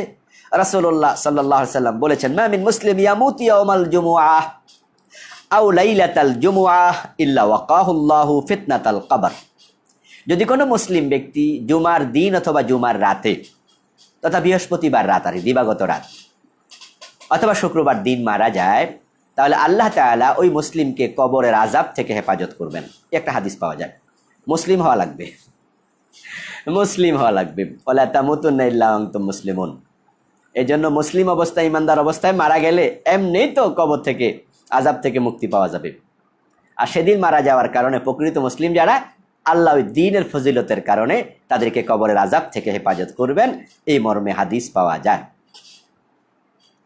সিফাত নামে একজন ভাই জানতে চেয়েছেন, কুইজ প্রতিযোগিতা করা জায়েজ আছে কিনা? হ্যাঁ ভাই, কুইজ প্রতিযোগিতা করা জায়েজ আছে, যদি জুয়া না হয়, কোনো টাকা অগ্রিম নেয়া না হয়, ওই টাকা থেকে কেউ পুরস্কার পাবে কেউ পাবে না, এইভাবে যেন দেয়া না হয়। যদি অগ্রিম টাকা না নেয়, জুয়া না হয়, তাহলে কুইজ প্রতিযোগিতা করতে কোনো আপত্তি নাই। আফনান মাহবুব নামে একজন ভাই জানতে চেয়েছেন, আমি জামাতে 1 রাকাত পেয়েছি, না 1 রাকাত পাই নাই, কিন্তু ইমামের সাথে ভুলে সালাম ফিরিয়ে ফেলেছি, করব কি? আপনি দাঁড়িয়ে যাবেন, দাঁড়িয়ে 1 রাকাত পড়বেন, পরে আপনি সাহু সেজদা দিয়ে দেবেন, তাহলে কোনো অসুবিধা নেই। গাজী মামুন ভাই জানতে চেয়েছেন, মসজিদের জন্য ওসিয়ত করেছে জমি দেবে, কিন্তু পরবর্তী সন্তানেরা কিছু দিয়েছে কিছু দেয় নাই, গুনাহ হবে? হ্যাঁ, গুনাহ হবে যদি ওসিয়তকৃত জমিটা উনার টোটাল সম্পদের 1/3 ভিতরে হয়। যদি ওই ওসিয়তকৃত সম্পদ 1/3 বাহিরে হয় তাহলে না দিলেও গুনাহ হবে না। ধরেন আছে 90 টাকা, হ্যাঁ, তাহলে তিনি 3 ভাগের 1 ভাগ, ধরেন 75 টাকা, তাহলে বলতে সুবিধা হবে। 90ও বলা যাবে, 75ও বলা যাবে, 3 3 90। তিনি ওসিয়ত করছেন 30 টাকা, এর ভিতরে 30 অংশ তার টোটাল সম্পদের 90-র মাঝে, তাহলে আপনি ওসিয়ত পূরণ করতে হবে, আপনি না গুনাহগার হবেন। আর যদি এমন হয় যে তিনি ওসিয়ত করছেন যা সেটা 35%, তার অধিকার আছে 1/3, ওসিয়ত করতে পারবে মৃত্যুর সময় 1/3। এখন বেশি করলে তার ওসিয়ত পূর্ণ করা আবশ্যক নয়, গুনাহ হবে না। মা বাবা নামাজ পড়ে না, তাদেরকে কৌশলে চাপ দিয়ে নামাজ পড়ানো যাবে? রেজাউল ভাই জানতে চেয়েছেন। হ্যাঁ, কৌশলে চাপ দেয়া যাবে, বেয়াদবি করা যাবে না। কৌশলে চাপটা কি হতে পারে? মানসিক, যে বাবা তুমি কিন্তু নামাজ পড়ো না, মা নামাজ পড়ে, তাই মাকে আমি এই মাসে 10,000 টাকা দিছি, তুমি নামাজ পড়ো না, তোমার কিন্তু এত টাকা দেবো না, তোমার 2,000 কম দিলাম, আগামী মাসে নামাজ পড়বা, তোমার 12,000 দেবো। এই যে মানসিক চাপ, কৌশল, উদ্বুদ্ধ করা, এই জাতীয়ভাবে করা যাবে। কারণ বাবা মা নামাজ না পড়ার অর্থ কি? জাহান্নামের দিকে যাচ্ছে। তা সন্তান হিসাবে জাহান্নাম থেকে বাঁচানোর চেষ্টা আপনি করবেন। মুরব্বি হওয়ার কারণে চাপ দিতে পারছেন না, তাই কৌশলে যদি আপনি চান, আমি জাস্ট একটা উদাহরণ দিলাম, কৌশলে চাইলে আপনি এটা করতে পারেন। শাকিল ভাই জানতে চেয়েছেন, মাগরিবের নামাজের আগে নাকি 2 রাকাত সুন্নাহ আছে, কতটুকু সঠিক? মাগরিবের নামাজের আগে 2 রাকাত সুন্নাহ, 2 রাকাত নামাজ সাহাবায়ে কেরাম পড়তেন, কেউ কেউ, এটা হাদিসে আছে। পড়তেন না, এটাও হাদিসে আছে। রাসূল সাল্লাল্লাহু আলাইহি সাল্লাম নিজে পড়েছেন মাগরিবের আগে 2 রাকাত সুন্নাহ, এমন কোন হাদিস আমার চোখে পড়েনি। কিন্তু রাসূল পড়তে নিষেধ করেননি। 2-1টি হাদিস পাওয়া যায় তিনি পড়তে বলেছেন, লিমান শাহ, যে চায়। তবে তিনি এটা সুন্নায় পরিণত হোক এটা পছন্দ করতেন না, এ মর্মে সাহাবীদের বক্তব্য পাওয়া যায় যে আল্লাহর নবী নিজে পড়েননি, আমাদের নিষেধও করেননি, আবার 2-1 জায়গায় পড়তে বলেছেন, কিন্তু এটা প্রতিদিন হোক, সুন্নায় পরিণত হোক, এটাও তিনি পছন্দ করেননি। সত্যের বিজয় হবেই, এই আইডি থেকে জানতে চেয়েছেন, প্রবাসে চাকরি করি, নামাজের সময় পাই না, করণীয় কি? না না না দোস্ত, এই ওজর গ্রহণযোগ্য না, বলা যাবে না যে সময় নাই। নামাজকে বলো না কাজ আছে, কাজকে বলো আমার নামাজ আছে। এমন চাকরি ছেড়ে দিতে হবে যে চাকরি গেলে নামাজ হবে না। কারণ চাকরিতে দেয় বেতন, আর আল্লাহ দিয়েছে অক্সিজেন, নাইট্রোজেন, কার্বন ডাইঅক্সাইড, চোখ, কর্ণ, নাসিকা, নিঃশ্বাস শেষ, চাকরি থাকবে না। অ্যাক্সিডেন্ট করেন, 2 হাত অকেজো হোক, চাকরিটা থাকবে না। 2টা পা নষ্ট হয়ে যাক, চোখ 2টা নষ্ট হয়ে যাক, চাকরিটা থাকবে না।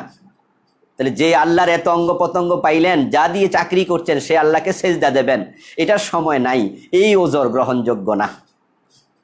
নামাজ ছেড়ে দিয়ে মোমেন থাকা যায় না, আপনাকে বুদ্ধি করে বের করতে হবে। ফসরাবে ধরলে কি চাকরি অবস্থায় কি ফসরাব করেন না? কি ফ্যান্টে করে দেন নাকি? মোটেও না। তাহলে ফ্যান্টে ফসরাব করেন না, যতই ব্যস্ত হোক, টয়লেটে যান, পায়খানা করতে যান, খাওয়ার ক্ষুধা লাগলে খাইতে যান, এগুলোর ইম্পর্টেন্সই আপনার কাছে আছে, নামাজেরটা নাই। বুদ্ধি আপনাকে করতে হবে যে কিভাবে নামাজটা পড়তে হবে, আমার পড়তেই হবে। অজু অবস্থা থাকবেন, যেখানে চাকরি করছেন সেখানে দাঁড়িয়ে নামাজ পড়ে ফেলবেন, রাস্তায় দাঁড়িয়ে নামাজ পড়ে ফেলবেন, জায়গাটা পবিত্র হইলে হয়। নামাজের বিছানা নাই তো কি হয়েছে, মাটির মাঝে পড়া শুরু করে দেবেন। এই গত 2-3 দিন আগে এক জায়গায় রওনা দিয়েছিলাম, ড্রাইভার সাহেব, আমি আমার সাথে এক ফতিক আসরের টাইম দেখি চলে যাচ্ছে, মসজিদ খুঁজে পাচ্ছি না, আমি জানি মসজিদটা দূরে, বললাম যে রাস্তায় দাঁড়ায় যাও। রাস্তার মাঝে দাঁড়ায়া, বিছানা টিছানা কিছুই ছিল না, আমি পড়ে ফেলছি রাস্তার মাঝেই, আলহামদুলিল্লাহ। কারণ এটা ফরজ, এটা হালকাভাবে নেওয়া যাবে না, এই আর কি বন্ধু। যদি আপনি চান যে এটা আমি করবো, আপনি পারবেন ইনশাআল্লাহ। দুলাল নামে একজন ভাই জানতে চেয়েছেন কতটুকু দূরে গেলে কসরের নামাজ পড়বো। এ নিয়ে ওলামাদের ইখতিলাফ আছে। ওলামায়ে হানাফের ফতুয়া হলো 48 মাইল, 77 কিলোমিটার। কোনো আলেমরা বলছেন 36 মাইল, কেউ 12 মাইলের কথাও বলেছেন। ইনশাআল্লাহ আমার বইতে এগুলো পাবেন বিস্তারিত হাদিস সহ। এই জন্য ওই আলোকে আপনারা পড়তে পারবেন। মুজাম্মেল ভাই জানতে চেয়েছেন যদি কাউকে ব্যবসার জন্য টাকা দেই, লাভের অংশ দুজনে সমান সমান ভাগ করে নেই, জায়েজ হবে? হ্যাঁ, পার্টনার হলে জায়েজ হবে, শুধু লাভের না, লসেরটাও নিতে হবে। আপনি এমনি তার 2 লাখ টাকা দিলেন, সেই ব্যবসা করে আপনার কিছু লামসাম দিচ্ছে, জায়েজ হবে না। আবার বলবেন যে আমি লাভ হইলে আসি অর্ধেক অর্ধেক, লসে নাই, তাও জায়েজ হবে না। মানে আপনিও একজন ব্যবসায়ী হওয়া লাগবে, মোদারাবা, পার্টনারশিপে ব্যবসা। এই সিস্টেমে যদি আপনি টাকা দেন, অর্ধেক কেন, আপনি বললেন যে তোমার আছে যা সম্পদ তার মাঝে আমি 5 লাখ দিলাম, তো টোটাল সম্পদের 5 লাখের রেশিও, টোটাল ফজির মাঝে 5 লাখ যোগ হলো, তোমার আছে 30 লাখ, তাহলে 35 লাখ 100 দিয়ে ভাগ দাও, যা হবে ওই 5 লাখের টাকা আমাকে দিবা। লস যদি হয় ওই 5 লাখের লস আমিও দেব। আপনি পার্টনার হবেন, তাহলে জায়েজ হবে। এন কে মামুন জানতে চেয়েছেন রুকু এবং বৈঠকে তাশাহুদে দৃষ্টি থাকবে কোথায়? রুকুতে থাকবে সেজদার জায়গায়, আর তাশাহুদের বৈঠকে থাকবে আপনার রানে, কোলে, আঙ্গুল যে তোলা দেবেন ইশারা, হাদিসে পাওয়া যায় আঙ্গুলের মাথা রাসূলের দৃষ্টি অতিক্রম করতো না, উনি ওদিকে তাকাতেন, কোলের দিকে তাকালেই আঙ্গুলের দিকে চোখ যাবে। ইমরান ভাই জানতে চেয়েছেন ইঁদুর খাঁচায় বন্দি করে পানিতে চুবিয়ে মারা যাবে? হ্যাঁ, যাবে, অসুবিধা নেই। তবে আগুন দিয়ে পোড়াতে নিষেধ আছে। আপনি যদি বিভিন্ন রকমের পোকামাকড় মারতে চান পানি দিয়ে পারবেন, পানি দিয়ে মারতে অসুবিধা নেই। বাইরে মারতে চান লাঠি দিয়ে, কোনো অসুবিধা নেই। হ্যাঁ, হাদিসে আছে উকতুলুল মুজি কাবলাল আযা, কষ্টদায়ক বস্তু কষ্ট দেওয়ার আগে মেরে ফেলো। পারবেন, আপনি সাপ মারবেন লাঠি দিয়ে পিটাইয়া, পারবেন। তো ইঁদুর বক্স বন্দি করলেন, পানিতে চুবাইলেন, মরে গেল, অসুবিধা নেই। কিন্তু আগুন লাগানো হাদিসে নিষেধ আছে যে তোমরা আল্লাহর শাস্তি দিয়ে শাস্তি দিও না, আর আল্লাহর শাস্তি স্পেশালি হলো আগুন, এই জন্য আগুন দিয়ে পোড়াতে নিষেধ আছে। তামিম হুসাইন ভাই জানতে চেয়েছেন ঘুমের কারণে যথাসময়ে ফজরের নামাজ পড়তে পারিনি, পরে পড়লে কি কাজা হবে? হ্যাঁ, কাজাই তো হবে, কিন্তু এই কাজার কারণে আপনি গুনাহগার হবেন না, যেহেতু আপনি টের পান নাই, অনিচ্ছাকৃত। সময় মতো পড়াকে বলা হয় আদাব, সময় চলে গেলে পড়লে বলা হয় কাজা। তাহলে আপনি যেহেতু সূর্য ওঠার পরে পড়ছেন, তো ফজরের নামাজের সময় তো আগে, সূর্য ওঠার আগে, তাই কাজা তো বটেই, কাজা হয়েছে, কিন্তু আশা করি গুনাহ হবে না। আল মুমিন ভাই জানতে চেয়েছেন সুদের টাকা সুদখোরকে না দিয়ে জোর খাটিয়ে সরাই দিলাম, জায়েজ হবে? তারে আসল টাকা দিছে, সুদের টাকা দেয় নাই, এই হুজুর বলছে সুদ খাওয়া হারাম, দেওয়া হারাম, তা দিব না। এই হাদিস আমল করা খুব সুবিধা, সুদের টাকা দেয়া থেকে বেঁচে যাবেন। কিন্তু এই সুদের টাকাটা যে দেন নাই, সুদে যে টাকা আনছেন, ওই টাকাটা আপনি যদি না দেন তাহলে নিজে খাইলেন, সেটা তো না জায়েজ। এই জন্য আপনি যদি তাকে দিতে নাও চান যে সুদ ভাই আমি দেব না, আমি ওয়াজ জানতাম না, এখন ওয়াজটা শুনছি সুদ দেয়া হারাম, তা তোমাকে সুদ আমি দেব না, ওই টাকাটা আমি ফকিরকে দিয়ে দিলাম, সওয়াবের নিয়ত করলাম না, তোমার সুদ দেব না, সুদ খাওয়া হারাম, তুমিও সুদ খাইও না। আপনি জোর খাটায় যদি সামর্থ্য থাকে নাও দিতে পারেন, কিন্তু আপনি নিজে ভোগ করতে পারবেন না। সোয়াইব ভাই জানতে চেয়েছেন ঘুমালে বোবায় ধরে, ইসলামের দৃষ্টিতে এটা কি সঠিক কথা? কারণ বিজ্ঞানের দৃষ্টিতে এটাকে বলা হয় স্লিপিং প্যারালাইজড, অথচ আমরা বলি বোবায় ধরছে। তা আমার যতটুকু ধারণা, এ নিয়ে কোরআন হাদিসে কোনো আলোচনা আছে আমার চোখে পড়েনি, কিন্তু ঘুমালে মাঝে মাঝে চাইপা ধরে, আমারও 2-1 বার ধরছে জীবনে, কারোর প্রতি রাতে ধরে, মাসে 1-2 বার ধরে, খুব কষ্ট, নিঃশ্বাস নেওয়া যায় না, হাত পাও নাড়ানো যায় না, এমনভাবে চাইপা ধরে। এটা হয়, এটা দুষ্ট জিনের কাজ, যতটুকু আমি জানি, দুষ্ট জিনদের কাজ। এটাকে আমরা বলি বোবায় ধরছে। এই জন্য আমরা দোয়া দুরুদ পড়ে ঘুমাই, লাইট জ্বালায়া যদি কেউ ঘুমায় তাহলে এটা কম হয়, এবং একা একা না ঘুমিয়ে পাশে কাউকে রেখে ঘুমালে এটা একটু কম হয়। ওই অবস্থায় যদি আপনি কষ্ট পান, পাশে কেউ জেগে থাকে আপনাকে টাচ করলে, তখন এটা সেরে যায়। তো এই জন্য এটাকে জিন ধরেছে এটা বলা যেতে পারে। হাসান নামে একজন জানতে চেয়েছেন রাসূল সাল্লাল্লাহু আলাইহি সাল্লামের পিতা মাতাকে তিনি কবর থেকে তুলে তারপরে কালেমা পড়িয়েছেন, তারপরে তারা আবার কবরে চলে গেছে, এ কথা কি সঠিক? একজন বক্তা কয়েকদিন আগে বলেছেন, এটা মোটেও সঠিক কথা নয়, এমন কোনো বক্তব্য হাদিসে পাওয়া যায় না, এটা একটি মন গড়া কথা। আলেমরা যদি সতর্ক হয়ে কথা না বলে, কে সতর্ক হয়ে কথা বলবে? রাসূলের মা বাবা যদি মুমিন অবস্থায় মারা যেতেন, অথবা তারা দ্বীনে হানিফের উপর অটল অবিচল থাকতেন এবং তারা যদি জান্নাত পান, এগুলো তো আমাদের কাছে আনন্দদায়ক খবর, সত্য কথা, আমরা আনন্দিত হব, খুব মজা পাবো। কিন্তু দলিল ছাড়া বলবো কিভাবে? রাসূল সাল্লাল্লাহু আলাইহি ওয়াসাল্লাম বলেন যে আমি আল্লাহর কাছে দোয়া করেছিলাম, আমি যেন আমার মা বাবার জন্য দোয়া করি, ইস্তেগফার করি, ক্ষমা চাই, আমাকে অনুমতি দেয়া হয়নি, আমাকে অনুমতি দেয়া হয়নি। ইস্তেগফার কাদের জন্য নাজায়েজ, বুঝতে তো পারছেন? রাসূল বলছে আমাকে অনুমতি দেয়া হয়নি। এরপরে সহিহ মুসলিমে তো একটা হাদিস আছেই, রাসূল সাল্লাল্লাহু আলাইহি ওয়াসাল্লামের কাছে এক সাহাবী গেলেন, গিয়ে বললেন যে আমার বাবার কি খবর? তিনি বললেন তোমার বাবা জাহান্নামে আছে। ওই সাহাবী এই কথাটা শুনে চলে যাচ্ছিলেন। রাসূল সাল্লাল্লাহু আলাইহি ওয়াসাল্লাম তখন ভাবলেন লোকটা তো মন খারাপ হবে, তাই তিনি তাকে ডাকলেন, ডেকে বলে ইন্না আবাকা ওয়া আবি ফি জাহান্নাম, যে তোমার বাবা আমার বাবা দুজনই জাহান্নামে। সহিহ মুসলিমের হাদিস ভাই। যদি কেউ রেফারেন্স জানতে চান, আমি হাদিস নাম্বার সব বলবো, আজকে হাদিস নাম্বারটা আমি কোট করিনি, একবারে সহিহ মুসলিমের রাওয়ায়াত, সহিহ হাদিস। তো সুতরাং এখানে মন গড়া কথা কিভাবে আমরা বলি? ইব্রাহিম আলাইহিস সালামের বাবা জাহান্নামী, এটা শুনতে আমাদের কষ্ট হয়। রাসূল সাল্লাল্লাহু আলাইহি ওয়াসাল্লামের মা বাবাকে কবর থেকে তিনি তুলেছেন, আচ্ছা মরার পরে কি আমল জারি থাকে? কে বলেছে এসব কথা? মরার পরে তো সব আমল বন্ধ, সব শেষ। এখন মা বাবারে কবর থেকে তুলছে, তারপরে কালেমা পড়াইছে, তারপরে আবার কবরে গেছে, আপনার কাছে দলিল কোথায়? সুস্পষ্ট দলিল তো চাই। কোনো ঐতিহাসিক বলেছে, কেউ বলেছে, কোনো কিতাবে পাইছি, এটা কি কথা হইতে পারে নাকি? অথচ আমি শুনেছি একজন বিজ্ঞ আলেমের মুখে এই কথা। ওই আলেমগুলোর কি অবস্থা জানেন?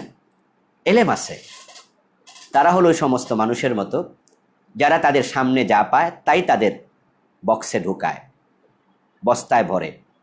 সামনে স্বর্ণ পাইছে, সেটাও বস্তায় ঢুকাইছে, সামনে কিছু ময়লা পাইছে, সেটাও ঢুকাইছে।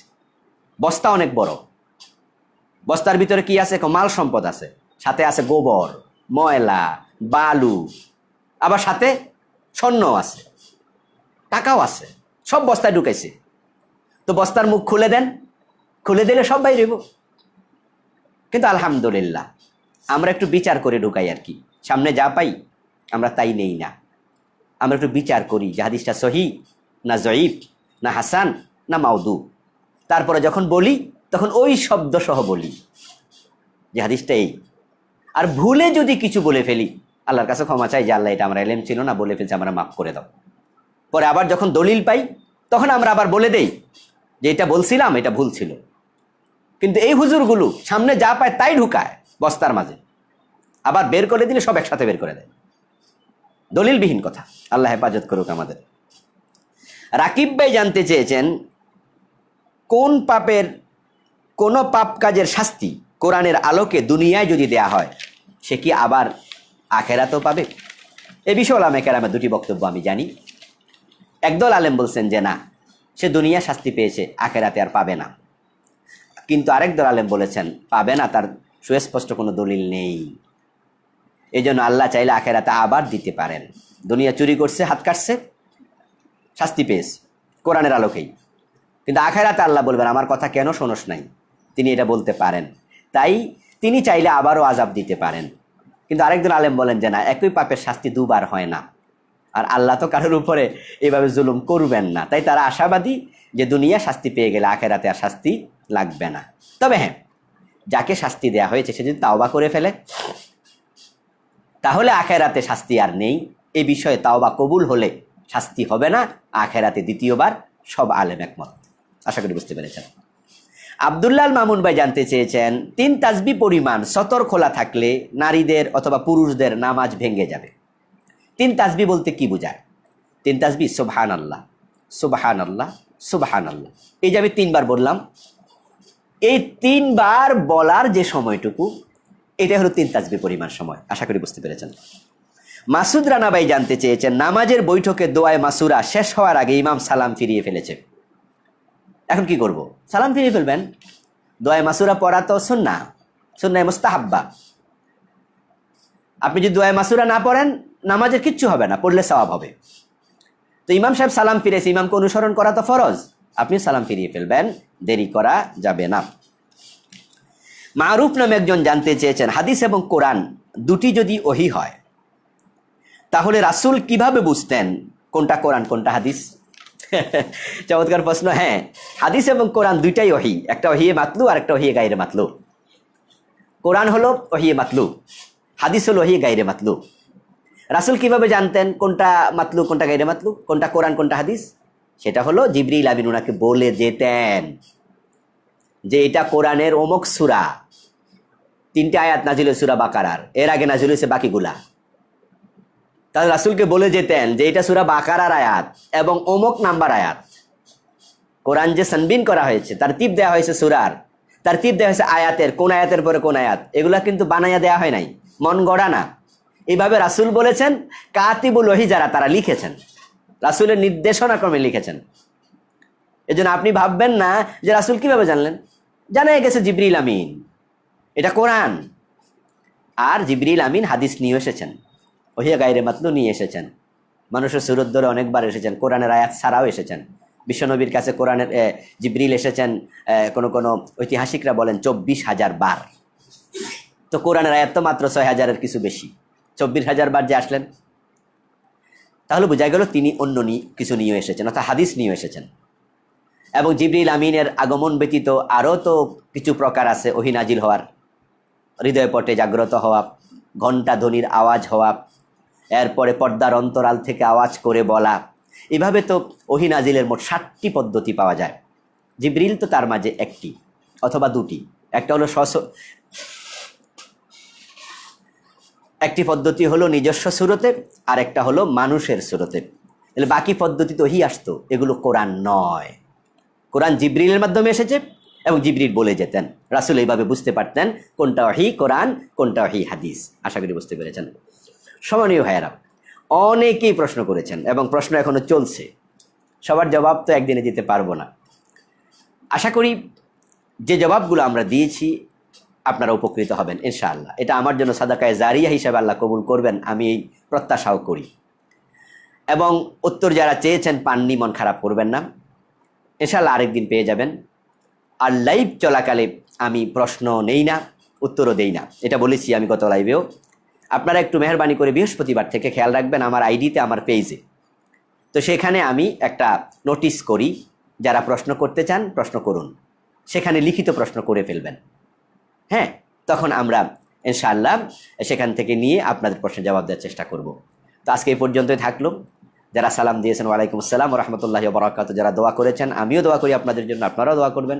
আমাদের এই ভালোবাসা যেন জান্নাতের কারণ হয়, আর সে আজিমের নিচে থাকার ব্যবস্থা যেন এই ভালোবাসার কারণে আল্লাহ করে দেন।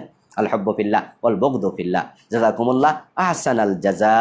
যদি সুস্থ থাকি, বেঁচে থাকি এবং মাহফিল না থাকে, তাহলে আগামী মাহফিল তো আছেই, যদি করতে না পারি তাহলে আগামী শুক্রবারে ইনশাআল্লাহ আমরা আবার নোটিশ দেব। বৃহস্পতিবারেই এই নোটিশের আলোকে আবার শুক্রবারে দেখা হয়ে যাবে এই সময়।